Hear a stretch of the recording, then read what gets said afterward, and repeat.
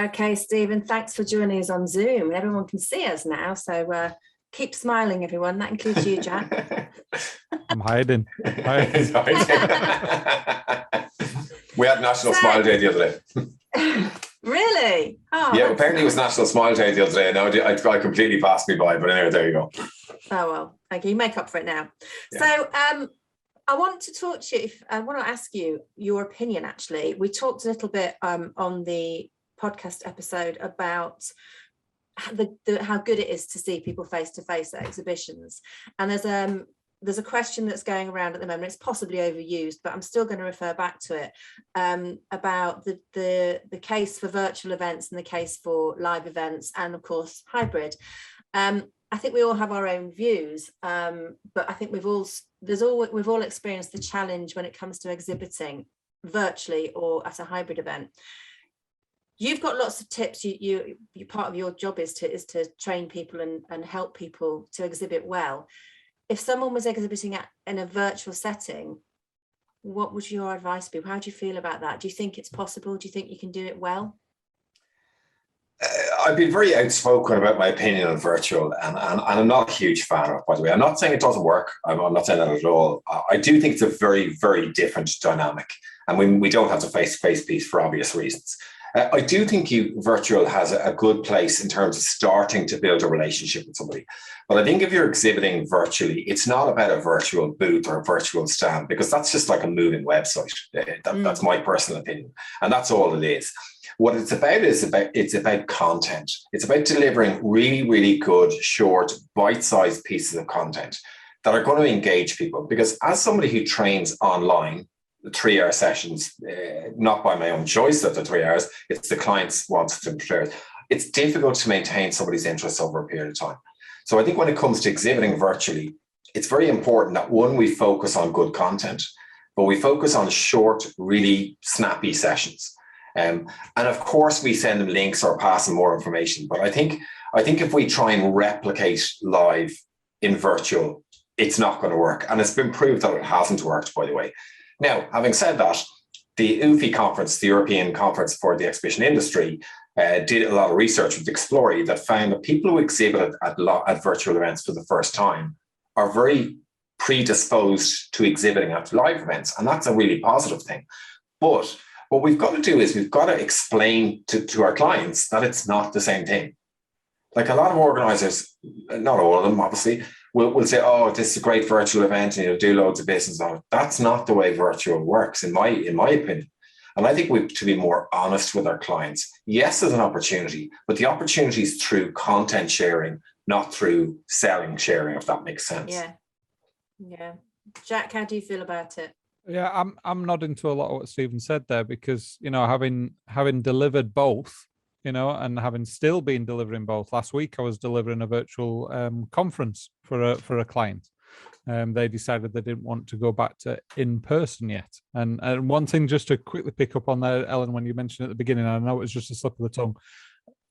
Virtual is live. Virtual can be live as well. So it's just the difference between, in terms of in person or online is the difference. And I know that was just a slip of the tongue, but I think it depends on what your objectives are. It really does depend on what your objectives are and the content that you're wanting to share. So I think some people will remain online. I do believe that, because their objective is to share content to a large international audience. Yeah. And it's to share that content. And it's virtually like doing a lecture to a big audience, theatre style. Which we see at exhibitions already, and we see how theatres work at exhibitions and being able to drag in that additional audience from all over the place. So I can see the value from that side of things. I think the difficulty has been being able to sell a physical product online. And there have been successes with that.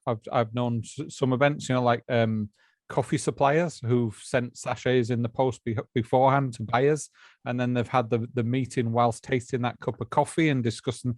But I think I had this conversation with someone before that doesn't really necessarily work when you're talking about products that are sort of 80,000, 90,000 pounds and upwards. you can't really send one of those in the post to someone prior to the virtual event. Yeah. So there are issues in terms of being able to manage the expectations. So I think we have another tool in our toolbox, and I've repeated this a few times. You know, as event organizers now, we have to see how we utilize that toolbox to each event. And some, as you say, some will be virtual, some will be in person, some will be hybrid. But I'm not expecting every event that I go to in the future now to be hybrid. I just don't expect it, because that won't be within the event's objectives. But I think you're right, Jack, in that. The elements, yeah. I think, you know, when we look at it, virtual has definitely, it's like I say to people recently, it's like virtual and live. We're both traveling, virtual and live. We're both traveling in the same direction. We're just on different roads. I think for the benefit of the client, who's the most important person in this equation, we need to be traveling on the same road. We don't need to fight against virtual. Virtual has lots of advantages. No question about it. Hybrid is somewhere in the middle, and then the live piece. But let's not fight against each other. Let's try and come up with a solution for our client, not what we think is best. My challenge with it is, and there's 550 virtual suppliers out there at the moment, is that they're all on a revenue grab. They don't really care what happens in our industry. They just want to grab as much money as possible and run away with that. And that's their own thing. But for me, that's not a sustainable solution to the exhibition world. I don't think we should choose between live and virtual. We should choose what's right for our clients. So, because virtual does work in some, but it's different. I think that's the point. Yeah. And I think the better ones are the ones that have actually engaged in that conversation. They haven't just looked at a gap in the market and says, oh, we can provide a solution. You know, it's a bit like what you were saying before. They've actually engaged with the audience and they said, what solution can we provide for you?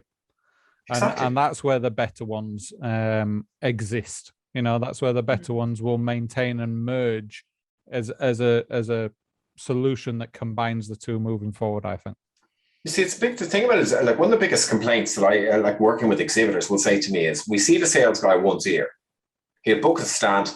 The next time we see him is on site at the show where he wants to rebook. There's nothing in the middle. Where virtual actually allows us to build that relationship is virtual, or in whatever format, can be the piece in the middle.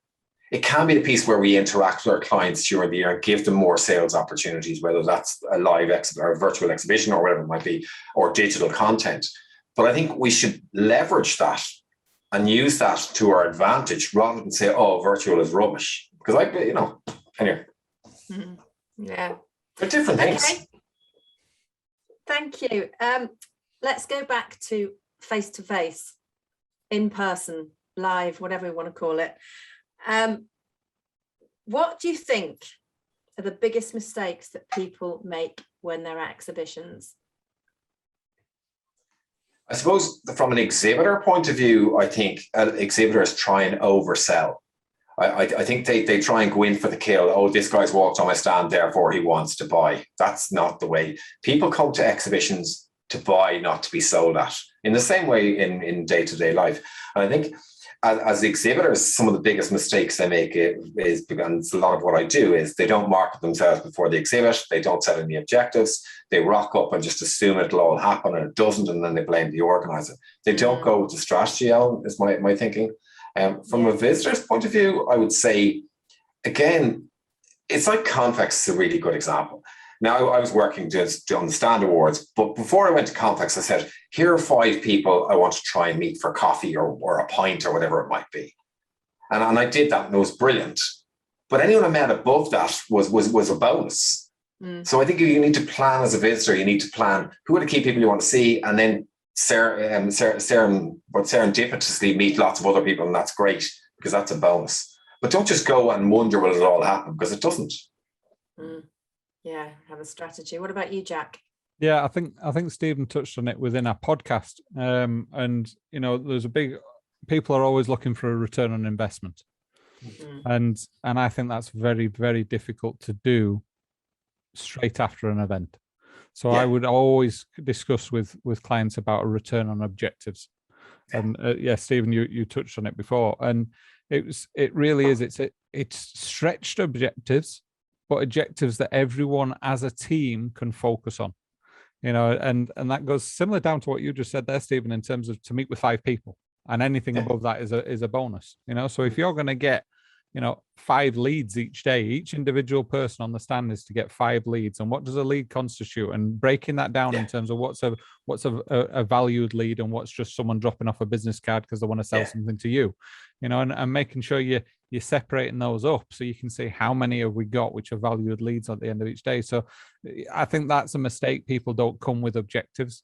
They come with expectations. And if they're expectations, you're not going to work for them.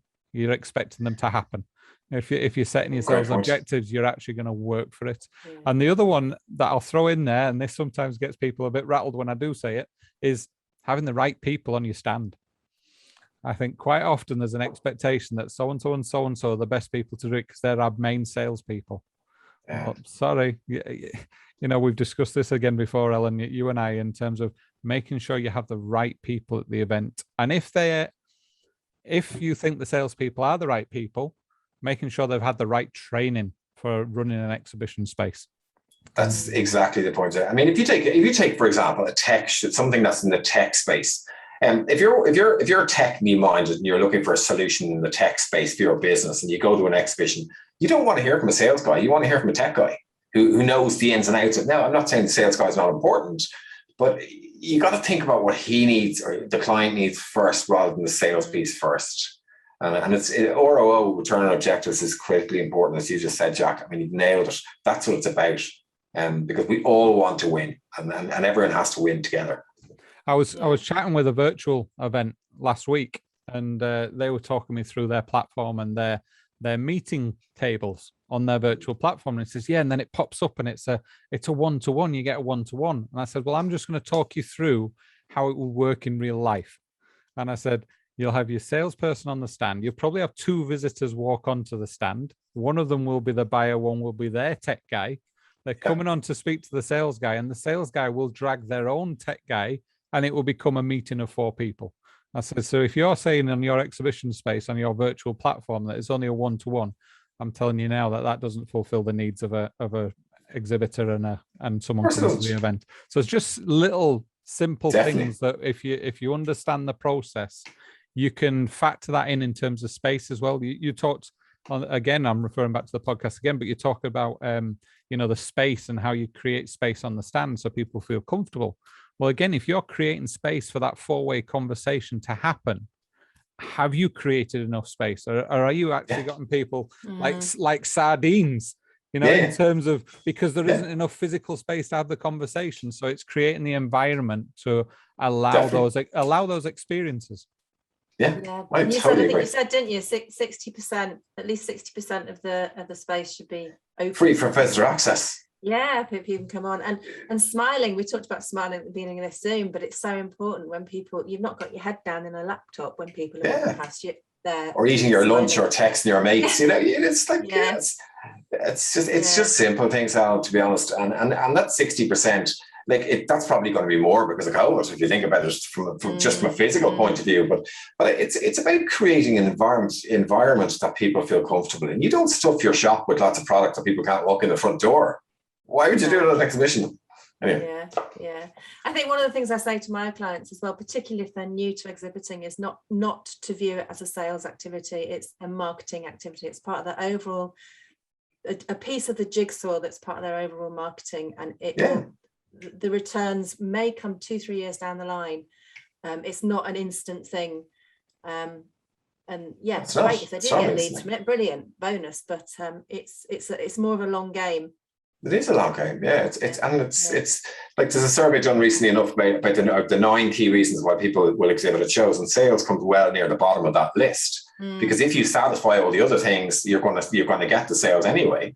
And I think you're right. It's not because it's like if you focus solely on the sales, you're focusing on what you need. You're not focusing on what your client needs. Anyway, that's another day's tale. Talking about getting people to come onto the stand, making them feel comfortable or welcome, or attracting their attention and getting those visitors to come and talk to you. This last question, it's a bit more fun, really. What's the wackiest attraction you've ever seen or created yourself on an exhibition stand that's really worked? Well, actually, I saw one. I wouldn't say it's wacky, but it was actually quite clever because I saw one where this guy actually he was giving pens out. And I'm talking about nice pens. They weren't throwaway pens. And you'd walk on the stand and he'd find out your name and he'd say, I've got a really nice pen for you, and a really nice wooden box. It was lovely and all that. He said, come back to me in half an hour. And he came back and it was engraved with the person's name. Now, why it worked was because he got 2 hits at the visitor.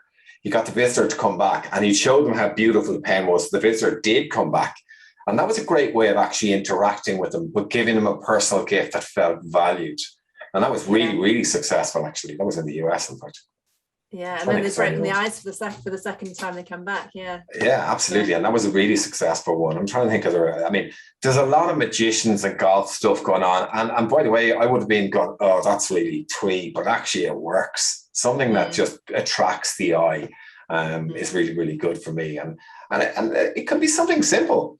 But I think a bowl of roses, sweets or chocolates is probably not going to cut it anymore. As nice as they are, it's probably not going to cut it anymore. Yeah. We used to have competitions when we were at exhibitions, and I'm sure everyone's done this, but going and finding the worst giveaway and see who gets the worst one.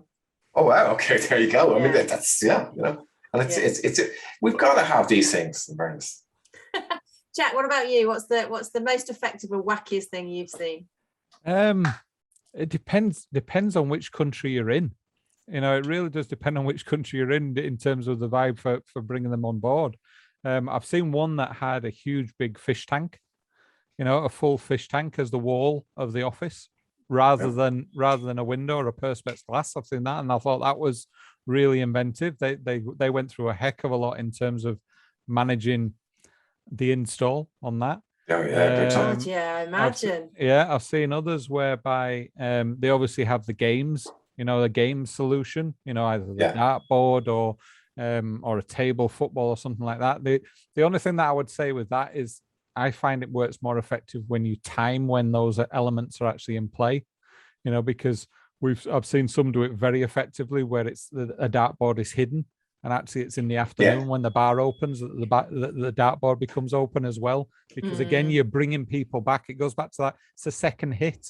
People have table football on the stands. That's great, but no one's going to touch it in the morning.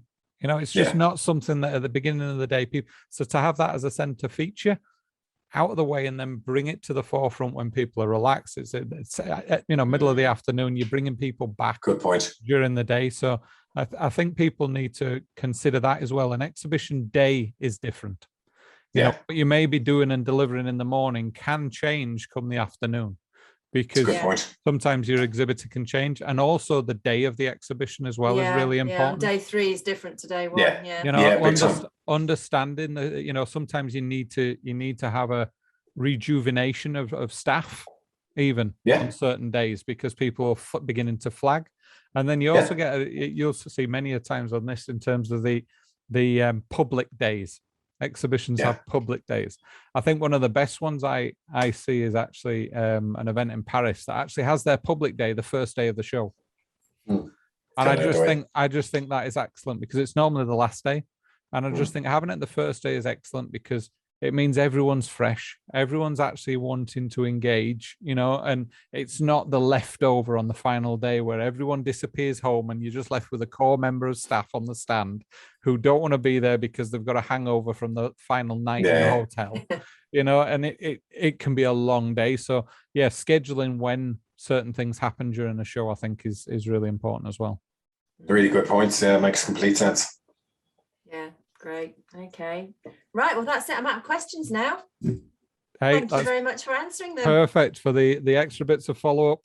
Hope people have enjoyed them and tune back in for our next one. And obviously, if you haven't already done so, follow Stephen, follow what he's doing, and listen to some of our previous podcasts. You can find them on any of your podcast platforms.